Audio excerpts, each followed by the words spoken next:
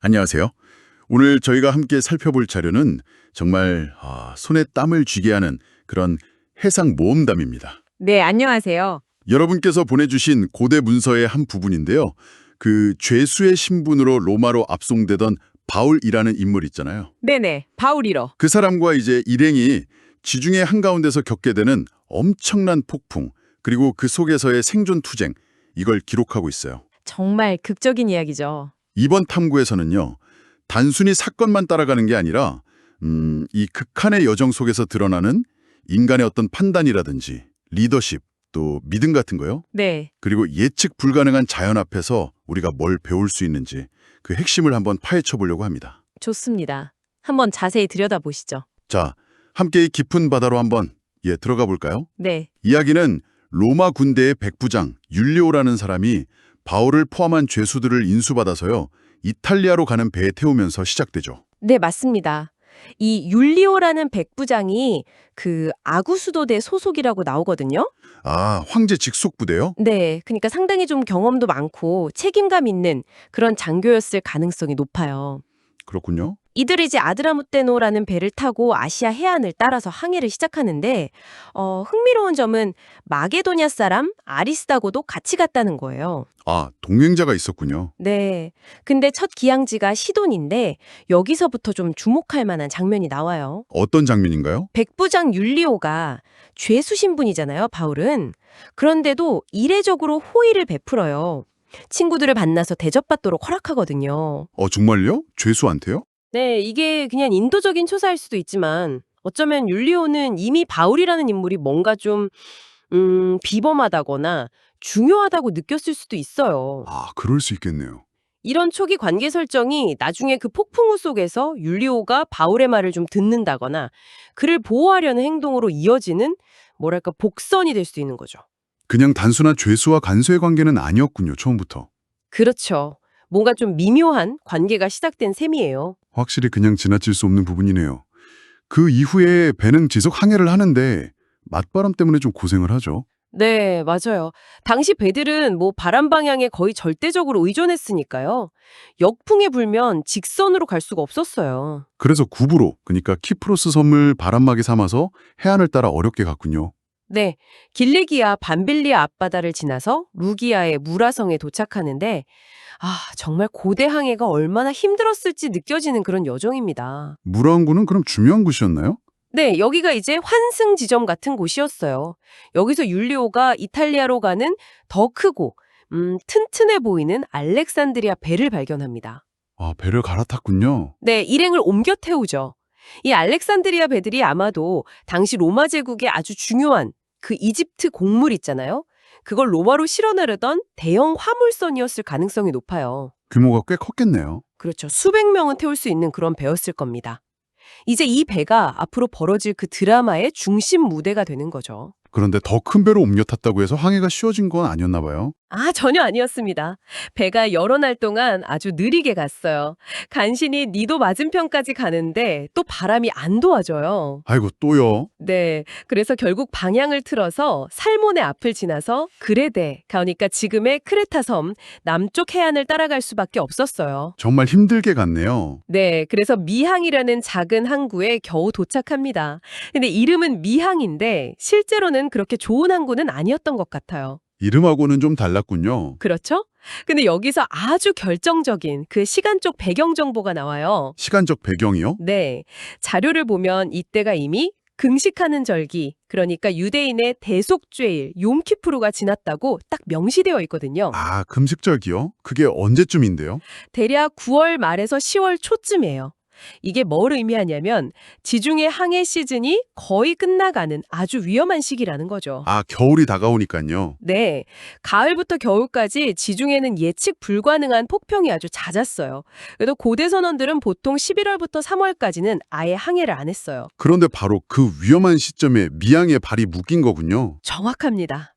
바로 그 불안한 상황에서 바울이 경고를 하고 나서는 거예요. 뭐라고 경고했나요? 여러분, 제가 보니까 이번 항해는 화물과 배에 큰 손실을 줄 뿐만 아니라 우리 목숨까지도 위태롭게 할 겁니다. 이렇게요. 와, 죄수 신분으로서는 굉장히 대담한 발언인데요? 경험 많은 선원들 앞에서요. 그렇죠? 여기서 이제 아주 흥미로운 갈등 상황이 벌어집니다. 갈등이요? 네. 항해 전문가인 선장과 또 배 주인인 선주는 아마 계속 항해하고 싶었을 거예요. 아무래도 그렇겠죠. 그런데 죄수 신분인 바울은 항해를 멈춰야 한다고 강하게 주장하는 거죠. 자, 백부장 율리오는 누구 말을 따라야 했을까요? 어렵네요. 그는 결국 실무 전문가들, 그러니까 선장과 선주의 말을 더 믿기로 결정합니다. 아, 결국 전문가 쪽 의견을 따랐군요. 네, 뭐 겉으로 보기엔 합리적인 선택처럼 보일 수도 있죠. 전문 지식을 가진 사람들 의견을 따랐으니까요. 그렇죠. 게다가 배에 탄 대부분 사람들도 미양이 겨울나기에는 너무 좀 불편하고 작다고 생각했어요. 맞아요. 그래서 조금만 더 가서 베닉스라는 좀 더 크고 안전해 보이는 항구까지 가서 겨울을 나자 이렇게 의견이 모아진 거죠. 네, 베닉스가 남서풍, 북서풍을 피할 수 있는 좋은 겨울 항구라고 판단했던 것 같아요. 그런데 그때 마침 또 날씨가 네, 결정적으로 마치 그 사람들 판단을 지지라도 하듯이 남풍이 순하게 불어오는 거예요. 이게 참 그러니까 사람들이 거봐, 우리가 맞았잖아, 날씨도 좋네 하면서 안도감 속에서 닻을 올리고 베닉스를 향해 출발하죠. 하지만 이게 비극의 시작이었군요. 그렇습니다. 이건 폭풍 전의 고요함, 뭐랄까 자연이 잠시 보여준 좀 기만적인 얼굴이었던 거죠. 이 결정이 곧 끔찍한 재앙을 불러옵니다. 때로는 너무 순조로워 보이는 게 더 위험할 수 있다는 거네요. 바로 그겁니다.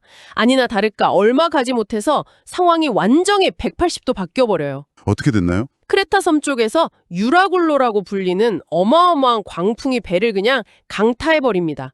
북동풍 계열이었을 거라고 봐요. 유라굴로요? 이름부터 무서운데요. 네, 그 이름 자체가 아마 동풍 유로스랑 북풍 아킬로가 합쳐진 의미일 수도 있어요. 그만큼 예측 불가능하고 강력한 폭풍이었던 거죠. 그래서 배가 어떻게 됐어요? 배는 순식간에 방향을 잃고 바람에 맞설 수가 없으니까 속수무책으로 표류하기 시작하는 거예요. 상상만 해도 그 배 안의 혼란과 공포가. 정말 끔찍했겠네요. 배는 통제력을 완전히 잃고 가우다라는 작은 섬 남쪽으로 간신히 밀려 내려갑니다. 이 짧은 시간 동안 선원들이 정말 필사적인 노력을 해요. 어떤 노력이요? 그 배에 매달아서 끌고 가던 작은 보조선 있잖아요. 거롯배. 그걸 그 거친 파도 속에서 간신히 끌어올려서 갑판 위에 단단히 묶어요. 그 작은 배요? 그게 왜 중요했죠? 그게 이제 비상 탈출용이나 육지랑 연락할 때 쓸 수 있는 어쩌면 마지막 희망 같은 거였거든요. 폭풍 속에서도 어떻게든 확보해야 했던 거죠. 그렇군요. 또 다른 조치는 없었나요? 네, 그리고 정말 고대의 지혜가 엿보이는 조치가 이어지는데 배가 파도에 부서지는 걸 막기 위해 밧줄 여러 개를 배 밑으로 통과시켜서 선체 전체를 꽁꽁 감아 묶습니다. 배를 밧줄로 묶는다고요? 네, 이걸 선체 보강이라고 하는데 나무로 만든 배가 폭풍우 속에서 뒤틀리거나 틈이 벌어져서 침몰하는 걸 막기 위한 정말 필사적인 방법이었어요. 배 자체를 그냥 하나로 꽉 묶어버리는 거네요. 그렇죠. 그리고 또 당시 선원들에게 공포의 대상이었던 북아프리카 해안의 위험한 모래톡지대 스레디스라고 있거든요. 스레디스요? 하지만 유라굴로 광풍은 멈추질 않아요. 상황은 계속 나빠지기만 합니다. 폭풍 이튿날에는 배를 조금이라도 가볍게 해서 침몰을 막으려고 배에 실려있던 그 귀중한 화물 있잖아요. 네. 아마 곡물이었겠죠. 네. 알렉산드리아에서 실었을 테니 대량의 곡물이었을 텐데 이걸 그냥 아낌없이 바다에 던져버려요. 와, 먹을 건데요? 경제적 손실보다는 당장 살아남는 게 더 중요해진 거죠. 그리고 사흘째 되는 날에는요, 선원들이 직접 배에 중요한 항해기구들, 예를 들면 예비돛대나 밧줄, 무거운 장비들까지 스스로 내다버려요. 정말요?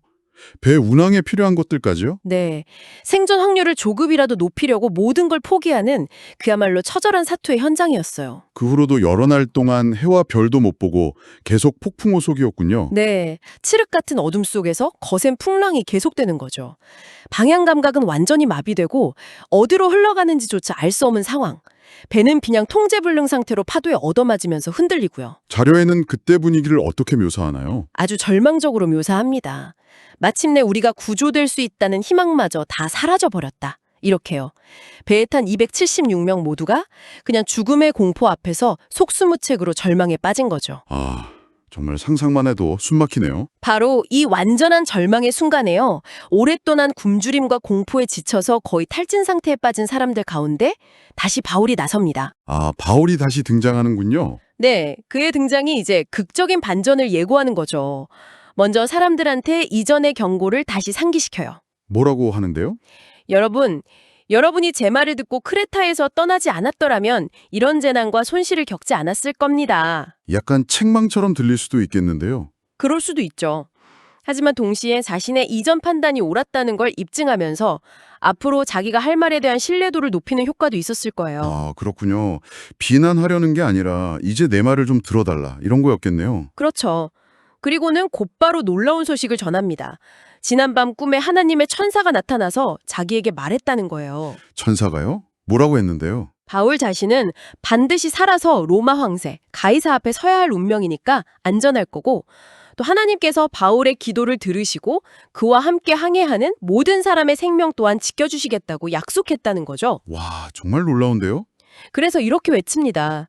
그러니 여러분, 용기를 내십시오. 나는 하나님께서 내게 말씀하신 그대로 다 이루어질 것을 믿습니다. 배는 잃겠지만 여러분 중 한 사람도 생명을 잃지는 않을 것입니다. 죽음 직전의 사람들에게는 정말 엄청난 충격이었겠어요. 희미하게나마 희망이 보였을까요? 네, 바로 이 대목에서 바울의 리더십이 정말 빛을 발하는 거죠. 그의 확신은 그냥 잘 될 거야 하는 낙관론이 아니라 신적인 계시에 대한 절대적인 믿음에서 나오는 거거든요. 나는 내게 말씀하신 그대로 되리라고 하나님을 믿노라. 그 믿음이 사람들에게 영향을 미쳤겠군요. 네, 강력한 심리적 영향을 미쳤을 겁니다. 게다가 그는 더 구체적으로 우리가 반드시 어떤 섬에 걸리게 될 것이다 라고 예측까지 해요. 섬에 도착할 거라고요? 네, 이게 중요해요. 끝없이 표류하는 혼돈 속에서 비록 난파라는 형태일지라도 어딘가에는 도달할 거라는 예측 가능한 결말을 제시한 거죠. 아, 막연한 공포 대신에 뭔가 구체적인 목표가 생긴 거네요. 그렇죠. 혼돈 속에서 질서를 부여한 셈이에요. 그리고 정말 그의 말대로 상황이 전개됩니다. 어떻게 됐나요? 폭풍 속에서 표류한 지 열 나흘째 되던 날밤이었어요. 배는 아드리아해라고 불리던 그 지중해 중부 해역 어딘가를 떠다니고 있었죠. 네. 깊은 밤에 경험 많은 뱃사람들이 육지가 가까워지고 있다는 징후를 감지해요. 파도 소리가 달라졌거나 바람 냄새가 바뀌었거나 그랬겠죠. 아, 드디어. 그래서 즉시 물 깊이를 재보는 거죠. 처음엔 20길, 약 37m 정도였는데 조금 더 가니까 15길, 약 27m로 줄어든 거예요. 수심이 급격히 얕아지고 있네요. 육지가 정말 코앞이군요. 네, 명백한 증거였죠. 그런데 밤중에 육지에 접근하는 건 암초에 부딪힐 위험이 아주 크잖아요. 특히 폭풍우 속에서는요. 그렇죠. 위험하죠. 그래서 선원들은 배가 더 이상 앞으로 나가지 못하게 배 뒷부분, 고물에서 닷 4개를 동시에 내려서 배를 고정시키고 날이 밝기만을 초조하게 기다립니다. 아, 일단 멈췄군요. 그런데 바로 이 절체절명의 순간에 또 다른 내부 위기가 발생해요. 또요. 이번엔 뭔가요? 일부 선원들이 자기들만 살겠다고 몰래 배를 버리고 도망치려 한 거예요. 맙소사, 이 상황에서요? 네, 배 앞쪽 이물에서 추가로 닷을 내리는 척하면서 몰래 거룻배를 바다에 띄운 거죠. 극한 상황에서 드러난 인간의 이기심과 배신, 정말 아찔한 순간입니다. 그때 바울은 어떻게 했나요? 이때 다시 바울의 통찰력이 발휘됩니다. 그는 선원들의 속임수를 간파하고 즉시 백부장 율리오와 군인들에게 상황의 심각성을 알려요. 뭐라고 알렸죠? 이 선원들이 배에 남아있지 않으면 여러분은 구조될 수 없습니다. 이렇게요. 단순히 도망가는 걸 막는 차원이 아니에요. 배를 해안에 안전하게 접안시키려면 그들의 전문 기술이 절대적으로 필요하다는 핵심을 정확히 짚어낸 거죠. 아, 그로군요. 생존을 위해선 공동체가 유지되어야 한다는 거네요. 네, 바로 그겁니다. 바울의 경고는 즉각적인 효과를 발휘해요.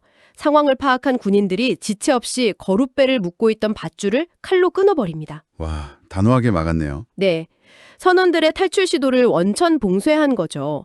이 결정적인 순간에 바울의 지혜와 또 그의 말을 믿어준 율리오의 결단, 그리고 군인들의 신속한 행동이 없었다면 정말 배에 탄 모든 사람의 운명이 달라졌을지도 몰라요. 위기 상황에서 리더십과 신뢰가 얼마나 중요한지 보여주는 장면이네요, 정말. 그렇죠. 아주 극명하게 보여줍니다. 동이 트기 시작할 무렵에는 또 바울이 사람들을 독려했다고요? 네, 이번에는 아주 현실적인 조언을 하죠. 오늘까지 열나흘 동안 여러분은 아무것도 제대로 먹지 못하고 굶주렸습니다. 이제 음식을 좀 드십시오. 이것이 여러분의 생존을 위해 필요합니다. 아, 그렇죠. 상륙하려면 힘이 있어야 하니까요. 네, 오랫동안 공포와 굶주림에 시달린 사람들에게 다가올 상륙과 생존을 위해서는 체력 회복이 필수적이라는 걸 강조한 거예요. 그리고 다시 한번 강력한 확신을 심어주죠. 안심하십시오. 여러분의 머리카락 하나도 상하지 않을 것입니다. 정말 든든한 말이었겠어요. 중요한 건 바울이 말로만 그치지 않았다는 거예요. 그는 직접 그러니까 떡을 가져다가 모든 사람 앞에서 하나님께 감사의 기도를 드린 다음에 자기가 먼저 떼어 먹기 시작해요. 아, 행동으로 보여줬군요. 네. 그의 그 침착하고 확신에 찬 행동이 아주 강력한 전염 효과를 가졌던 것 같아요. 그걸 본 배 안의 모든 사람, 자료에 따르면 무려 276명이나 되는 사람들이 마침내 안도하면서 음식을 받아 먹습니다. 276명이나요? 네. 이 공동 식사는 단순한 허기 채우기를 넘어서 그 죽음의 공포 속에서 흩어졌던 공동체의 사기랄까, 연대감을 극적으로 회복시키는 아주 중요한 심리적 전환점이 된 거죠. 먹는 행위 자체가 큰 의미가 있었네요. 그렇죠. 식사 후에는 배를 최대한 가볍게 만들어서 해안에 더 쉽게 접근하려고 남은 식량인 밀마저 전부 바다에 버립니다. 생존을 위한 마지막 결단이었죠. 드디어 날이 밝고 육지가 보였군요. 네, 뚜렷하게 보입니다. 하지만 여전히 낯선 땅이에요. 어딘지는 알 수 없지만 다행히 배를 해안에 직접 댈 수 있을 만한 그런 모래 해변이 있는 완이 눈에 들어와요. 아, 해변이 보였군요. 네. 선원들은 그 해변을 목표로 배를 몰아서 해안에 충돌시켜 좌초시키는 방식으로 상륙하기로 결정합니다. 위험하지만 당시로서는 유일한 선택이었을 거예요. 마지막 시도네요. 네. 마지막 항해 시도를 위해서 모든 준비를 마칩니다. 배를 고정하고 있던 닷줄을 전부 끊어서 바다에 버리고요. 동시에 배의 방향을 조정하는 큰 키, 조타노 2개를 묶었던 줄을 풀어서 자유롭게 움직이게 해요. 네. 그리고 바람을 최대한 받기 위해서 뱃머리에 있는 작은 돛, 포어세일을 올립니다. 모든 기술과 경험을 동원해서 바람을 타고 목표한 해변을 향해 돌진하는 그야말로 마지막 사투죠. 그런데 그게 뜻대로 안 됐다고요? 네, 운명이 또 다른 시련을 줍니다. 배는 해변에 온전히 도달하지 못하고 두 물살이 만나서 형성된 얕은 모래톱이나 암초지대에 강하게 부딪혀서 좌초돼요. 아, 결국 부딪혔군요. 네, 뱃머리는 그냥 꼼짝없이 박혀버리고 선체 뒷부분은 계속 몰아치는 거센 파도의 충격을 견디지 못하고 산산조각 나기 시작합니다. 와, 배가 부서지는 소리, 파도 소리, 사람들 비명, 정말 아수라장이었겠네요. 그렇죠. 극적인 난파의 순간입니다. 그런데 배가 파괴되기 시작하자 예상치 못한 또 다른 위협이 발생해요. 또 무슨 일인데요? 배에 타고 있던 로마 군인들이요, 혼란을 틈타서 죄수들이 헤엄쳐 도망갈까봐 그들을 전부 죽이려고 한 거예요. 네, 죄수들을 죽이려고 했다고요? 네, 당시 로마법 규정상 호송 중인 죄수를 놓치면 그 책임은 고스란히 담당 군인들에게 돌아갔거든요. 아, 그러니까 이런 극단적인 상황에서는 죄수를 죽이는 게 군인들 입장에서는 책임을 면하는 방법이라고 생각했을 수 있는 거죠. 참 냉혹한 현실입니다. 정말 끔찍한데요. 그때는 어떻게 됐나요? 바로 이때 다시 한번 백부장 율리오가 결정적인 역할을 합니다. 율리오가 또 나섰군요. 네, 그는 바울을 구하고 싶었기 때문에 군인들의 그 잔인한 계획을 단호하게 막아요. 죄수들을 죽이지 못하게 명령한 거죠. 다행이네요. 네, 그동안 쌓인 바울에 대한 어떤 신뢰나 존중, 그리고 어쩌면 인간적인 연민 같은 게 작용한 결과겠죠. 그리고는 헤엄칠 줄 아는 사람들한테 먼저 바다에 뛰어들어서 육지로 헤엄쳐 나가라고 지시합니다. 그럼 헤엄 못 치는 사람들은요? 나머지 사람들은 부서진 배에 널빤지 조각이나 다른 떠다니는 물건들을 붙잡고 필사적으로 육지를 향해 나아갔습니다. 그리고 마침내 정말 기적적으로 배에 탔던 276명 전원이 단 한 명의 사망자도 없이 모두 무사히 육지에 상륙해서 생명을 건집니다. 와, 276명 모두요? 정말 기적이네요. 네, 바울이 하나님의 계시를 통해 선포했던 예언, 즉 배는 잃겠지만 모든 생명은 구원받을 것이라는 그 약속이 정확하게 성취된 순간이죠. 자, 오늘 우리가 함께 이렇게 깊이 파헤쳐 본 이야기가 우리에게 뭘 남겼을까요? 이건 그냥 단순한 해상 재난 이야기가 아닌 것 같아요. 네, 맞습니다. 그 거대한 자연의 힘 앞에서 인간의 계획이나 기술이 얼마나 취약할 수 있는지를 보여주는 동시에 바로 그런 극한의 위기 상황 속에서 진정한 리더십은 어떻게 발휘되는가? 네, 그렇죠. 리더십. 그리고 절망 속에서도 희망을 잃지 않는 믿음이 어떤 결과를 가져오는지, 또 공동체의 연대와 신뢰가 생사를 가르는 얼마나 결정적인 요소가 될 수 있는지 이걸 아주 생생하게 증언하고 있습니다. 특히 그 바울의 영적인 통찰력하고 율리오의 현실적인 판단력, 이 두 가지가 조화를 이루어서 위기를 극복해 나가는 과정이 저는 굉장히 인상 깊었어요. 네, 저도 그 부분이 인상 깊었습니다. 이 이야기 속 인물들의 다양한 반응 속에서 여러분은 어떤 모습에 좀 주목하셨나요? 전문가 의견을 그냥 맹신했던 다수도 있었고, 위험을 감지하고 경고했던 소수, 바로 바울이죠. 또 절망 속에서고 신념을 바탕으로 희망을 제시하고 사람들을 이끈 지도자 바울. 네, 또 위기의 순간에 이기심을 드러낸 일부 선원들도 있었고요. 그리고 마지막 순간에 인간애와 책임감으로 올바른 결정을 내린 백부장 율리오까지 정말 다양한 인간 군상의 모습이 담겨 있잖아요. 정말 그러네요.